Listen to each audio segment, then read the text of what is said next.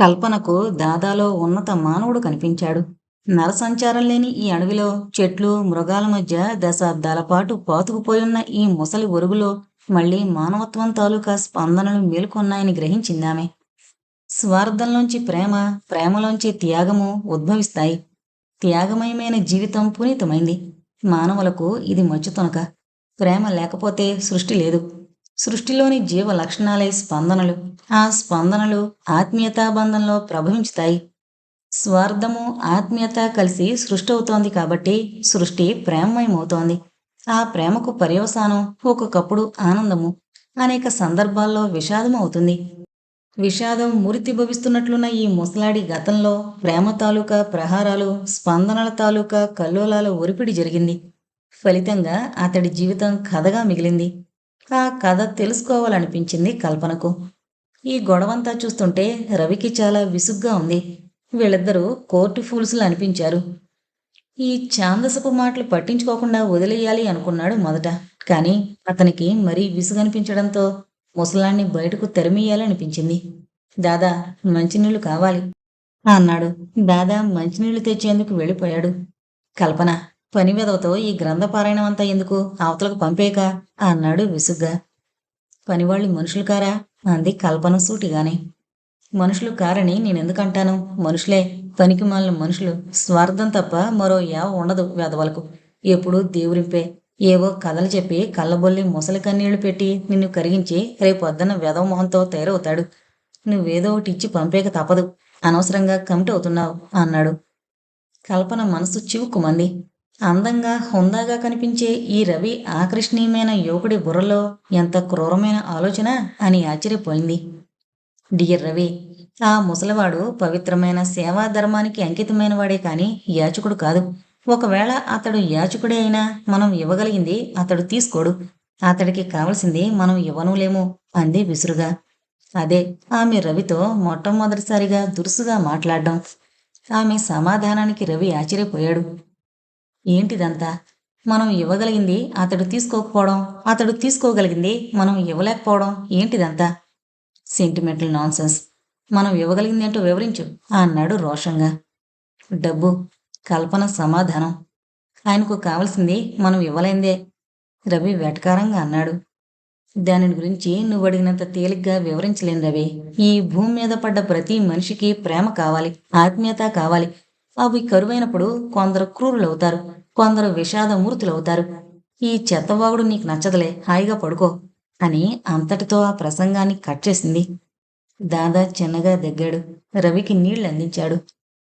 దాదా, వారికి ఓ దిండు దుప్పటి ఇవ్వు అంది కల్పన. దాదా వంగి ఆ మంచం కిందనే ఉన్న ఓ పెట్టెను బయటికి లాగాడు. ఆ ట్రంకు పెట్టె రంగు మాసి బాగా తుప్పు పట్టుంది. మూత లేపుతూ ఉంటే కరకరమని శబ్దం చేసింది. అందులోంచి ఓ దుప్పటి దిండు బయటికి లాగి మళ్ళీ మూత వేశాడు దాదా. అందులో మరో దుప్పటి కూడా ఉందిగా, అది కూడా ఇవ్వు అన్నాడు రవి. దాదా ముసిముసి నవ్వులు నవ్వుతూ పెట్టెను మంచం కిందకు తోశాడు. రెండో దుప్పటి ఇవ్వకుండానే. రవి కల్పనకేసి చూశాడు. ఆమె ముసిముసి నవ్వులు నవ్వుతోంది. రవి కూడా అలాగే నవ్వుకోక తప్పలేదు. బేటీ, మీరు తినడానికి ఏదైనా తెచ్చుకున్నారా లేదా అంటూ ప్రశ్నించాడు దాదా. ఆకలిగా ఉంది, ఏదైనా ఉంటే పెట్టు దాదా చిన్నపిల్లల అడిగింది కల్పన. ఈ వరుస చూసుకుని యావగించుకున్నాడు రవి. మృగేంద్రము జీర్ణతృణం మేయునే అన్న స్టైల్లో ఉన్నాయి అతని చూపులు చిరాగ్గా. మీరు గొప్పవాళ్ళు, నా దగ్గర ఏముంది తల్లి మీరు తినేందుకు? ఎండి ఒడిలిపోయిన వెదురు బియ్యం రొట్టెలు, తేనె విపసారా తప్ప అన్నాడు దాదా. ఆ పేరు వింటుండగానే రవికి నోరు ఊరింది. ఒకసారి తన ఫ్రెండ్స్తో ధారాళమ్మ గుడికి పిక్నిక్ వచ్చాడు. అప్పుడు ఈ రుచులన్నీ చవి చూశాడు రవి. వెదురు బియ్యపు పిండి రొట్టె విరుచుకుని తేనెలో ముంచుకుని తింటే ఎంత బాగుంటుంది. ఆ పైన విపసారా, ఓహ్ అయినా బెట్టుగా ఊరుకున్నాడు. కల్పన కళ్ళతోనే సూచించింది. దాదా రివ్వున వెళ్ళి వరండాలో ఓ మూలనున్న గుడ్డ మూటను ఒకటి తీసుకొచ్చాడు. ఆ మూటలో 2-3 గిన్నెలు రొట్టెలు ఉన్నాయి. ఓ గిన్నె నేల మీద పెడుతూ, ఇది బొద్దాకు కూర బాబు, రొట్టెలో తింటే మజాగా ఉంటుంది. ఉప్పు కారం ఉండదు కాబట్టి మీకు నచ్చదు. ఇదిగో, ఇది కుందేలు మాంసం, చింతనిప్పుల మీద కాల్చాను అంటూ అవన్నీ ముందుకు నెట్టాడు. ఓ చెక్క లోటాలో తేనె, ఇంకో చెక్క లోటాలో విపసార ఉన్నాయి. రవి బెట్టంతా పోయి ఆశగా చూస్తున్నాడు. ఓ రొట్టె మీద బొద్దాకు కూర వేసుకుని దాదాను తీసుకుని బయటకు వెళ్ళిపోయింది కల్పన. రివ్వున గాలి వీస్తోంది. వరండాలో చిన్న చిన్న రొట్టె ముక్కల్ని తుంచి బొద్దాకు కూరలో అద్దుకుంటూ మునిపళ్ళతో కొరుకుతోంది కల్పన.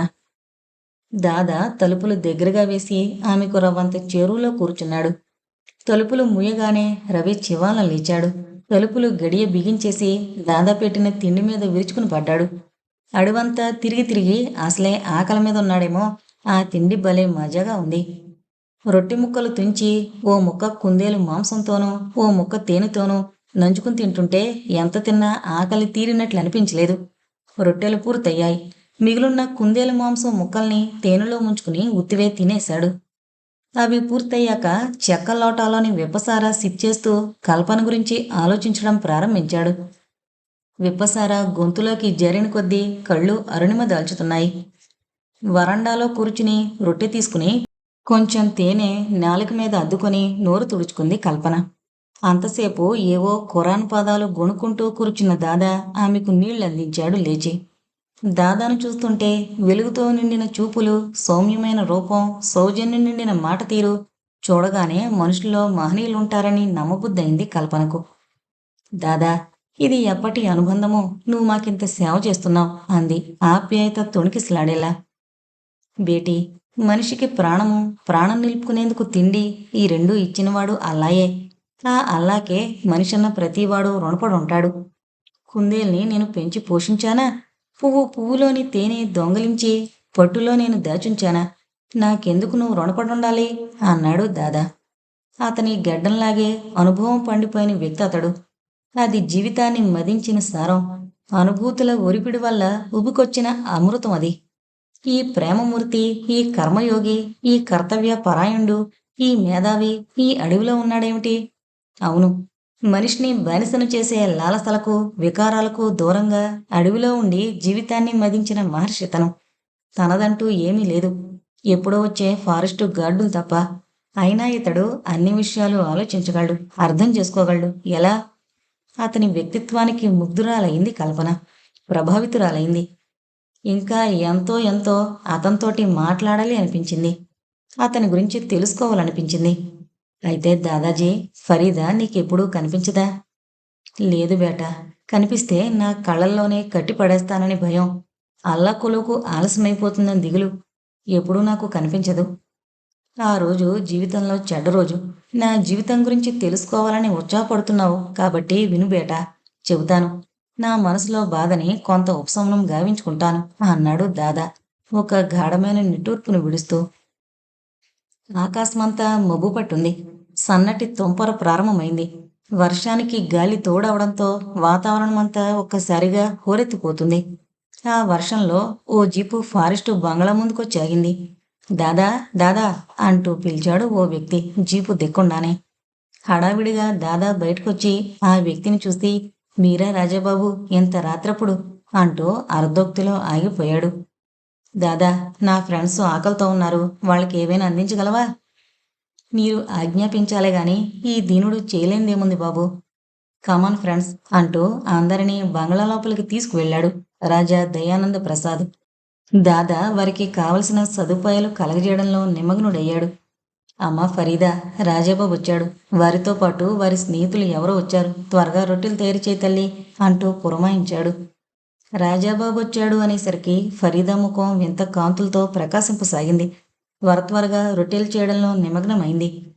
తయారైన వేడివేడి రొట్టెలను, తేనె, అంతకు ముందు రోజే కొట్టి తెచ్చిన కుందేలు మాంసం, విప్పసారా వారి ముందుంచాడు.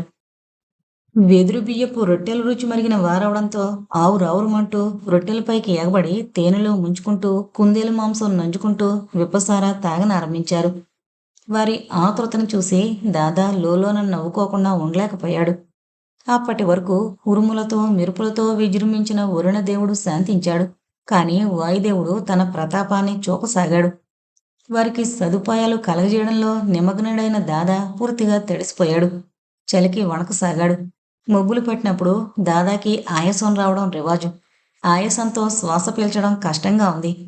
ఇవేమీ తమకు పట్టనట్లు కేరింతలతో పార్టీ చేసుకుంటున్న రాజు మిత్ర బృందం. ఆయాసం అధికమవడంతో అక్కడ ఉండలేక అవుట్ హౌస్కొచ్చాడు దాదా. అతని పరిస్థితి చూసి ఫరీదా దాదా అంటూ అతన్ని పక్క మీదకు చేర్చి ఒక్క ఉదుటున బయటకొచ్చి బంగ్లా వైపుకు పరిగెత్తుకెళ్ళింది. రాజాబాబు, దాదాకి మళ్ళీ ఆయాసం వచ్చింది. నల్లవుమ్మెత్త ఆకుల కోసం అడవి లోపలికి వెళ్ళాలి. నాకు భయంగా ఉంది. తోడుగా రాగలవా అని అర్థించింది. అప్పటికే తారాస్థాయికి చేరిన వారి కేరింతలు విప్పసార వారి మనసును పూర్తిగా లొంగదీసుకున్నాయి. ఒరే, వయసులో ఉన్న ఆడపిల్ల తోడు రమ్మంటుందిరా, వెళ్ళరా పాపం అంటూ అవహేళనగా మాట్లాడారు. నేను తోడురానా పాపా అంటూ వాళ్లలో ఒకడు ముందుకొచ్చాడు. గుప్పున విప్పసార కంపు కొట్టడంతో ఒక్కడుగు వెనక్కి వేసింది ఫరీదా. ఒరే, తప్పురా, ఆడపిల్ల సహాయం అడిగితే అలాగేనా మాట్లాడేది, రామ్మా నేను తోడొస్తాను అంటూ ఫరీదా చేయి పట్టుకున్నాడు మరొకడు. అతని చేతిని విదిలించుకొడుతూ వాళ్ళు తనకే విధమైన సహాయం చేయలేరని గమనించి వెంటనే వెనక్కి పరిగెత్తింది. ఒరే, ఆడపిల్ల ఒంటరిగా వెళుతోంది. అసలే వాతావరణం చాలా కోల్డ్గా ఉంది.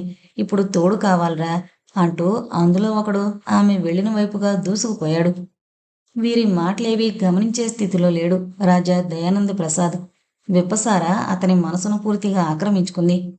అమావాస్య కావడంతో ఆకాశంలో చంద్రుని జాడే లేదు. ఫరీదా నల్ల ఉమ్మెత్త ఆకు కోసం అడవంతా చీకట్లో వెతకసాగింది. అంతలో పొద కనపడ్డంతో అటువైపు అడుగు వేసింది. పొద మధ్యన శబ్దం అవడంతో ఓ అడుగు వెనక్కి వేసింది. ఏదైనా జంతువు పొంచుందేమోనన్న భయంతో. ఆమె శరీరం అంతటి చలిలోనూ చిరుచెమటలు పట్టసాగింది.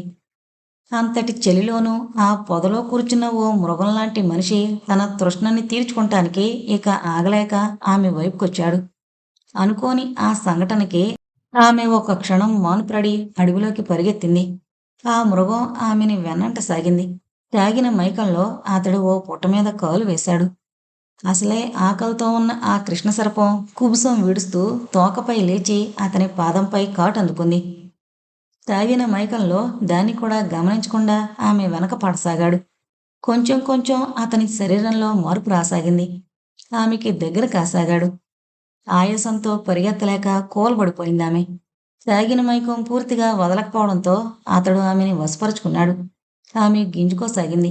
అతని పట్టు నుండి విడిపించుకోవడానికి విశ్వ ప్రయత్నం చేయసాగింది. అతడి తృష్ణ తీరేదాకా అతని పట్టు నుండి విడిపించుకోలేనని అతడికి లొంగిపోయింది ఫరీదా. అతడి తృష్ణ తీర్చుకుని అలానే వెనక్కి విరుచుకుని పడిపోయాడతను. అది గమనించి ఫరీదా లేచి బంగ్లా వైపుకి పరిగెత్తసాగింది.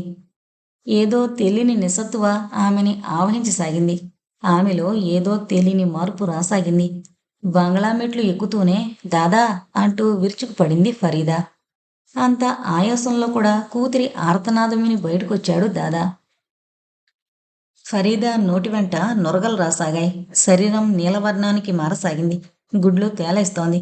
కూతురు పరిస్థితి గమనించి, అమ్మా, ఎంత ఘోరం జరిగింది తల్లి. నాకు ఆయాసమని నల్ల ఉమ్మెత్త ఆకు కోసం వెళ్ళిన నువ్వు పాము కాటుకి గురయ్యావా తల్లి అంటూ విలపించసాగాడు. అతని బాధ ఎదురుగా ఉన్న శవాన్ని చూడడంతో తాగిన విపసార మైకం ఒక్కసారిగా దిగిపోయింది రాజా దయానంద ప్రసాద్కి. దాదా, ఏది ఎప్పుడు ఎలా జరగాలో జరక్క మానదు.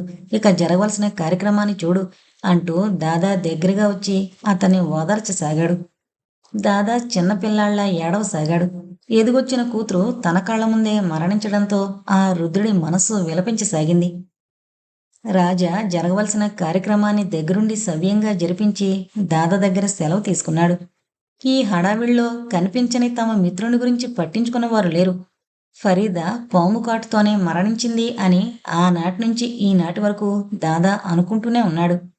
అలా తండ్రి రుణం తీర్చుకుని అల్లా దర్బారులో అధిష్ఠించాలని త్వరగా వెళ్ళిపోయింది తల్లి. నేను అల్లా పిలుపు కోసం ఎదురుచూస్తూ ఈ కట్టెను ఈడుస్తున్నాను, కాలం దొర్లిస్తున్నాను. కాలం తల్లి దొర్లిపోవడం దాని స్వభావం. దాని చక్రాల కింద పడి ఎన్ని కోట్ల జీవరాశులు నలిగిపోలేదంటావు. రేపు నేనేమవుతాను? ఆ తర్వాత ఈ కట్టెను అంటిపెట్టుకున్న ఆశలు, అభిరుచులు అవన్నీ ఏమవుతాయి? ఇంకా ఏదో గొణుగుతూనే ఉన్నాడు. దాదా కథని ఎంతో ఆసక్తిగా ఆలకిస్తోన్న కల్పనకి కన్నీరాగలేదు. మనసంతా కిలికినట్లయింది. దాదాజీ, కొండంత విషాదాన్ని మోయమని ఈ బ్రతుకు నిర్దేశించిన ఈ భగవంతుడు ఎంత దయమాలినవాడో చూసావా? లేకపోతే ఈ వయసులో నీకు ఈ కష్టాలేంటి అంది ఎంతో సానుభూతిగా. తప్పు తల్లి, అలా అనకు. మన అసక్తతకు సమాధానం దైవనింద కాదు. మనిషి జీవితానికి పరిమితులు ఎలా ఉన్నాయో అలాగే మనిషి శక్తికి పరిమితులున్నాయి. ఆ పరిమితులే లేనప్పుడు మానవజాతి చరిత్ర ఏనాడో అంతరించిపోయేది. విద్వేషాలతో సృష్టిని మనం అర్థం చేసుకోవాలే తప్ప అది మన అర్థాన్ని అనుసరించదు అంటూ వివరించాడు దాదా. విప్పారిన కళ్ళతో రెప్పవేయడం మరిచి దాదాని చూస్తోంది కల్పన. పండిపోయిన అతని రూపం వెనక, విషాదం నిండిన అతని చూపుల వెనక ఏదో మహనీయత కనిపిస్తోంది.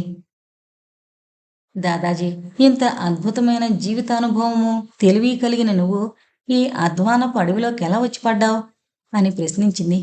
దాదా చిరునవ్వు విసిరాడు. బేటీ, ప్రతి మనిషి జీవితంలోనూ ఎన్నో కథలుంటాయి.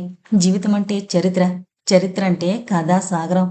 ఎవరి జీవితంలోని కథలు వారికి అత్యంత ప్రధానంగా కనిపిస్తాయి. కళ్ళు విప్పి లోకాన్ని అర్థం చేసుకోవాలని తహతహలాడే నీ వంటి మంచి మనసు కలవాళ్ళకి పక్క వ్యక్తుల గురించి తెలుసుకోవాలనుంటుంది. నువ్విప్పుడు వేసిన ఈ చిన్ని ప్రశ్నకు సమాధానం నా జీవితమే అన్నాడు. కల్పన ఆసక్తిగా ముందుకొంగి ఏకాగ్రతతో వినసాగింది. దాదా కళ్ళు అరమోడిచి గతంలోకి తల్లీనుడైపోయి చెప్పసాగాడు. అది కథలాంటి జీవితం. జీవితమంతా నిండిన కథ, కథగా మారిన జీవితం. తల్లిని తండ్రిని అంత చిన్నతనంలో ఎందుకు వదిలేశానో నాకిప్పుడు బాగా జ్ఞాపకం లేదు. అప్పటికి నా వయసు 10 కూడా దాటదు. అంత చిన్నతనంలో అన్ని బంధాలు తెంచుకుని బయటపడ్డాను. బేటీ, ఈ దురదృష్ట జీవితంలో గొప్ప విషాదకరమైన అనుభవం ఏంటంటే నా తల్లిదండ్రుల ముఖాలు కూడా నాకిప్పుడు గుర్తుకు రావు. మా ఇల్లు ఎలా ఉండేదో కూడా మరిచిపోయాను. ఓ సుప్రభాతాన ఇల్లు వదిలి డబ్బు లేకుండానే రైలెక్కేశాను. అది ఎక్కడకు తీసుకుని వెళుతుందో నాకు తెలీదు. దాదాపు ఒక రోజల్లా ప్రయాణం చేసింది. అందరూ దిగిపోతూ ఉంటే నేను కూడా దిగిపోయాను. టికెట్ కలెక్టర్ నన్ను వాకిలి దాటి పోనీలేదు. ఒక పక్కన నిలబెట్టి తన పని తాను చూసుకోవడంలో నిమగ్నుడయ్యాడు. అలాగే చాలాసేపు నిలబెట్టాడు. కాళ్ళు లాగడం ప్రారంభించాయి. కొంతసేపటికి ఓ పోలీసు కానిస్టేబుల్ వచ్చాడు. అతడికి నన్ను అప్పగించి తాను చేతులు దులుపుకున్నాడు టికెట్ కలెక్టర్. కానిస్టేబుల్ నన్ను అతని దగ్గరుండి బరబరా ఈడ్చుకు వెళుతున్నట్టు లాక్కుపోయాడు. నేను ఊహించినట్లుగా నన్ను స్టేషన్లో తోసేలేదు, హోటల్కి తీసుకుని పోయాడు. అప్పటికి ఎర్రటోపీ వాళ్ళంటే విన్న మాటలన్నీ నిజం కావని, వాళ్లలో కూడా మంచివాళ్లు ఉంటారని అనుకున్నాను. ఒరే కొడక, ఏ ఊరు మీది అన్నాడు ముద్దగా. గోపాలపురం. పెద్దోళ్ళకి చెప్పకుండా పారిపోయి వచ్చేసావా? అవును. ఎట్టా బతుకుదామనరా యదవనాయాల అన్నాడు పోలీసు భాషలో. బ్రతకడం అంటే ఏంటో తెలియని వయసు నాది. గుడ్లు మెటకరించి చూస్తున్నానే తప్ప ఏ సమాధానం చెప్పలేదు. కూడెట్టా గడుసుద్రా సన్యాసి వివరించాడు పోలీసు. కూడు పేరు ఎత్తగానే నోట్లో నీరురింది. అప్పటికే ఆకలితో పేగులు చుట్టలు తిరుగుతున్నాయి. నా చిన్న బుర్రలో తడుక్కున ఓ ఆలోచన మెరిసింది. ఏదైనా పని దొరికితే చేస్తాను. ఏం పనులు చేతనొచ్చిరా కొడకా నీకు? ఏదైనా సరే అంటూ నసిగాను. కొంపలు అంటుకుపోయినట్లు గొల్లును నవ్వాడు పోలీసు. అతను ఎందుకు నవ్వుతున్నాడో నాకు అర్థం కాలేదు. అతడు నవ్వుతూనే అన్నాడు. పక్క వేస్తావురా? ఓ అన్నాను హుషారుగా. చాలా తేలికైన పని. పక్కలు వేయడం అంటే ఏముంది? ఓ మంచం వాల్చి దానిమీద ఓ దుప్పటి పరిచి దిండు సర్దడమేగా. అదేమంత కష్టమైన పని కాదనిపించింది. బిడ్డ, ఆకలిగా ఉందిరా అడిగాడు పోలీసు. కళ్ళల్లో నీళ్లు తిరిగాయి. ఆకలిగా ఉందిరా అని అడగడంతో అప్పుడు గుర్తుకొచ్చింది తాను 2 రోజులు బట్టి ఏమీ తినలేదని. పేగులు అరవడం మొదలుపెట్టాయి. కళ్ళల్లో నీళ్లు తిరిగాయి. ఏడవ మోకరా ఎదవా, ఎదవన్నరెదవా అని అంటూ టిఫిన్ ఆర్డర్ చేశాడు పోలీసు. అప్పటికి నేను ఎక్కడున్నానో నాకు తెలీదు. పోలీసు చెప్పనూ లేదు. నన్ను సిటీ బస్ ఎక్కించి ఓ చోట దింపి అక్కడి నుంచి ఓ 2 ఫర్లాంగులు నడిపించాడు. చాలాసేపు ఇరుకు సందుల్లో దుర్వాసన భరిస్తూ నడిచాం. దారిలో హఠాత్తుగా పోలీసు గారికి ఒక ధర్మ సందేహం వచ్చింది. నీకు భాషొచ్చురా అని అడిగాడు. భాష అంటే ఏంటో నాకు అర్థం కాలేదు. నేను సమాధానం చెప్పలేదు. నీకు తురకం వచ్చురా? వచ్చురా అంటే పలకమేమరా తొత్తుకొడక? ఆతాజీ అన్నాను ఆత్రంగా. అప్పటికి మేము ఒక కొంప ముందాగాం. ఆ పరిసరాలన్నీ కుళ్ళుకొంపు కొడుతున్నాయి. దోమలు రాకాసుల్లా ఉన్నాయి. ఆ ఇంటి తలుపు మీద లాఠీతో కొడుతూ అత్త అత్త అని పిలిచాడు. లోపల కాసేపు గుసగుసలు, గాజుల చప్పుళ్ళు వినిపించాక గడి తీసిన శబ్దమైంది. తలుపు తెరుచుకోగానే మా ముందు ఓ లావు పాటేవాడి ప్రత్యక్షమైంది. అత్త, నీకొక ప్రజెంటేషన్ తెచ్చాను అన్నాడు పోలీసు లోపల కడుగు పెడుతూ. నేను కూడా వెంట నడిచాను. ఏంద్రా చిన్నలుడా అది అంది లావుపాటి అత్తగారు. ఇదిగో గుంటడు ఇంట్లో నుంచి పారొచ్చాడు. పనిచేయడానికి పిల్లోడు కావాలంటివే ఈయనుంచుకుంటావా అన్నాడు 2 అర్థాలొచ్చే ధోరణిలో. ఈడు మన పనిలో ఇముడుతాడంటావా? అత్త ప్రశ్న. ఏ బాదరబందీ లేనోడు పోలీసు జవాబు. ఏరా గుంటడా మా ఇంట్లో పనిచేస్తావా అడిగింది అత్త. ఓ అన్నాను హుషారుగా. పోలీసు గారు అత్తని ఓ మూలకు తీసుకెళ్ళి ఏదో గుసగుసలాడాడు. అత్త రొంటి దోపుకున్న మురికి సంచి విప్పి అందులో పొడి సున్నంతో ఉన్న తమలపాకుల్లోంచి కొన్ని నోట్లను తీసి పోలీసు గారికి ఇచ్చింది. అది హాలు. ఆ హాలు చుట్టూ గదులున్నాయి. ప్రతి గదికి తెర వేలాడుతోంది. ఓ తెర తొలగించుకుని లోపలికి వెళ్ళాడు పోలీసు. ఓ నిమిషం కూడా కాకముందే మళ్ళా బయటకు తిరిగొచ్చి మరో గదిలోకి దూరాడు. స్థాణువులా నిలబడిన నన్ను తక్షణమే పనిలోకి పెట్టింది అత్త. తర్వాతే తెలిసింది. పోలీస్ చేత అత్తగా పిలువబడిన దుర్గమ్మ లోకంలోని మగాళ్ళందరికీ అత్తగారేనని. నేను మూలన చీపురు పుచ్చుకుని హాలంతా ఊడుస్తున్నాను. కాసేపటికి పోలీసు చెమటలు తుడుచుకుంటూ బయటకొచ్చి నన్ను చూసి వెకిలిగా నవ్వాడు. అతని మీద నాకు కృతజ్ఞత భావంతో కూడిన ప్రేమ ఏర్పడింది. కానీ ఆ నవ్వుకు ప్రతిగా నవ్వాలని మట్టుకు ఆ క్షణంలో అనిపించలేదు. నా చేతిలో ఓ 10 పైసలు నాణం ఉంచుతూ, దొంగతనానికి మాత్రం తలపడ మోకరా తొత్తుకొడక, అది లేకపోతే లోకంలో ఎక్కడన్నా బతకచ్చు అని ఓ అద్భుతమైన సలహా నా ముందు పారేసి తానేదో చట్టసమ్మతమైన పనులు చేస్తున్నట్లు వెళ్ళిపోయాడు. వెళ్ళేవాడు మళ్ళీ గుమ్మం దగ్గర ఆగి వెనక్కి తిరిగి, నేనప్పుడప్పుడు వస్తూనే ఉంటాను. ఇంటి దిగులు పెట్టుకుని పారిపోక, తెలిసిందా? ఏదన్నా కావలిస్తే అత్తనడుగు. అది నీకు కూడా అత్తే వద్దురోయ్ అని ముసిముసి నవ్వులు నవ్వుకుంటూ వెళ్ళిపోయాడు. నేను తలంచుకుని నా పని చేయడంలో పడ్డాను. కొన్నాళ్లు జరిగాక ఇక్కడ జరిగే తంతు నాకు పూర్తిగా అర్థం అవడం ప్రారంభించింది. అది హైదరాబాద్ నగరం. నేను ఉంటోంది మెహబూబాకా మొహందీలో ఓ తక్కువ రకం ప్రాంతం. అక్కడ నాకు జీతమంటూ ఏమీ లేదు. తినటానికి, ఉండటానికి, కట్టుకుంటానికి హాయిగానే నడుస్తోంది. డబ్బుతో నాకు ఏ అవసరం కలగలేదు. ఎప్పుడైనా సెలవు రోజు సినిమాకు వెళ్ళాలంటే కుసుమ డబ్బులిచ్చేది. ఇంకా దేనికన్నా కూడా కావాలంటే ఇచ్చేది. కుసుమకు బజార్ నుండి ఏదన్నా తేవాలన్నా, సినిమాకు తోడు వెళ్ళాలన్నా నేను హాజరయ్యేవాణ్ణి. ఆమె వయస్సు నాకన్నా 15 సంవత్సరాలు పెద్ద. అయినా మా మధ్య ఎంతో పవిత్రమైన స్నేహం ఉండేది. తన కష్టాలన్నీ నాతో చెప్పుకునేది. ఇక్కడుండి ఇన్ని కష్టాలు భరించలేకపోతే హాయిగా పారిపోకూడదు అన్నాను. బయట ప్రపంచంలోకి ఆడది ఒంటరిగా వెళితే ఎక్కువ కష్టాలే ఉంటాయి అంది కుసుమ దిగులుగా. రోజులు దొర్లిపోయాయి. అక్కడ పనివాళ్లంతా మారిపోతున్నారు. కానీ నాకు రిటైర్మెంట్ కానీ ట్రాన్స్ఫర్ కానీ రాలేదు. కుసుమ దాదాపు రిటైర్ అవుతోంది. దుర్గమ్మ, నీకు తిండి కూడా దండగే కదే. ఇక్కడ నా నెత్తినికి కూర్చోకపోతే అలా వీధుల్లోకి పోయి అడుగు తిని చావకూడదు అంటూ పదే పదే కసురుకునేది. కుసుమ పరిస్థితి ఘోరంగా తయారైంది. తల్లిదండ్రులిచ్చిన రక్తాన్ని, భగవంతుడిచ్చిన యవ్వనాన్ని, ఆ కొంపల్లో భూస్థాపితం చేసుకున్న కుసుమ కళంకాన్ని ఇప్పుడు సమాధిలోంచి బయటకు లాగి దూరంగా విసిరివేయాలని చూస్తోంది దుర్గమ్మ.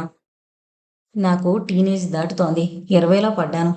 కుసుమ కథకు ఓ చక్కని పరిష్కారం వెతకాలని నేను సతమతమవుతుండగా ఓ సంఘటన విచిత్రమైంది జరిగింది. ఓ రోజు 9 కాగానే అలవాటు ప్రకారం తలుపు కొట్టిన చప్పుడైంది. వెళ్ళి తలుపు తీసి సెల్యూట్ కొట్టాను. ఓ ఆజానుబాహుడు హడావిడిగా హాల్లో జొరబడ్డాడు. నేను కుర్చీ చూపితే అందులో కూర్చున్నాడు హుందాగా. ఖరీదైన సిగరెట్ తీసి వెలిగించాడు. నా పేరు జాన్ వెస్లీ, ఫారెస్ట్ గార్డుని అంటూ తనని పరిచయం చేసుకున్నాడు. అతని పద్ధతులు, మర్యాదలు చూసి ఇక్కడకు రావలసిన వాడు కాదనిపించింది. కాసేపు మౌనంగా కూర్చుండిపోయాడు. సమయానికి దుర్గం ఇంట్లో లేదు. ఎలా అడగాలో తెలియక నేను, ఏమని అడగాలో తెలియక ఆయన కాసేపు తికమక పడిపోయాం. సహజంగా ఇలాంటి విషయాల్లో ఆంగ్లో ఇండియన్స్కి కొంత చొరవ ఎక్కువగానే ఉంటుంది. కానీ జాన్ వెస్లీ ఆ బాపతుగా కనిపించలేదు. హాలులో మేము పడుతోన్న యాతన, చుట్టూ గదుల్లో తెరచాటు నుంచి అనేక కళ్ళు కనిపెడుతున్నాయని తెలుసు నాకు. కుసుమ నా అవస్థ గమనించి కాస్త చొరవ తీసుకుని తనే హాల్లోకొచ్చింది. ఆమెను చూస్తూనే వెస్లీ గారు కళ్ళు చికిలించారు ఫారెస్ట్ స్టైల్లో. ఆ తర్వాత ఎర్రగా తగలబడిపోతున్న పశ్చిమ ఆకాశం లాంటి ముఖం జేవురించి క్షణక్షణానికి ఎరుపు పెరిగింది. గురుకుటి ముడిపడింది. వెస్లీని చూస్తూనే కుసుమ రివ్వున వెనక్కి తిరిగి గదిలోకి వెళ్ళిపోయింది. ఇదంతా చూశాక వాళ్ళిద్దరి మధ్యన ఇంతకు ముందే పరిచయం ఉందని అర్థమైంది నాకు. ఈమెక్కడ ఎంతకాలం నుంచి ఉంటుంది? వెస్లీ ప్రశ్న. చాలా కాలం నుంచి. మీకు తెలుసా? తెలుసు. చిన్నతనం నుంచి తెలుసు. That's good. నేను వెళ్ళిపోతున్నాను. అదేంటి సార్? దుర్గమ్మతొచ్చేదాకా ఓపిక పట్టండి. ఇక్కడ ఒక్క నిమిషం కూడా కూర్చోలేను. సార్ కుసుమని ఎలాగైనా కాపాడండి అంటూ ప్రాధేయపడ్డాను. ఆమెకేమైంది ఇప్పుడు? రిటైర్ అయిపోతుంది. ఇక్కడ ఉంటే డ్యూటీ లేదు. బయటికెళితే బ్రతికే దారి లేదు. అత్త రాచి రంపాను పెడుతోంది. జాలి గొలిపేలా చెప్పాను. వెస్లీ అత్తొచ్చే వరకు ఉలుకు లేదు పలుకు లేదు. ఆలోచిస్తూ ఉండిపోయాడు. అత్త రాగానే వారం రోజులు తనతో తిప్పుకునేందుకు పర్మిషన్ సంపాదించాడు. ప్రతిఫలంగా ఎక్కువ మొత్తమే చెల్లించాడు. నేను గార్డుగా ఆఫీసులో అటెండ్ అవ్వాల్సిన పనుంది. జాగ్రత్తగా తీసుకెళ్ళి వరంగల్ నర్సీపట్నం ఘాట్ రోడ్లో ఆర్వీ నగర్లో దిగిపోవాలి. అక్కడి నుండి 10 రూపాయలిస్తే బండివాళ్లు బంగ్లా చేరుస్తారు. నేనొచ్చే వరకు ఎటూ కదలకండి. నేనొచ్చాక కుసుమ విషయం ఆలోచిస్తాను అంటూ రైలెక్కే ముందన్నాడు వెస్లీ.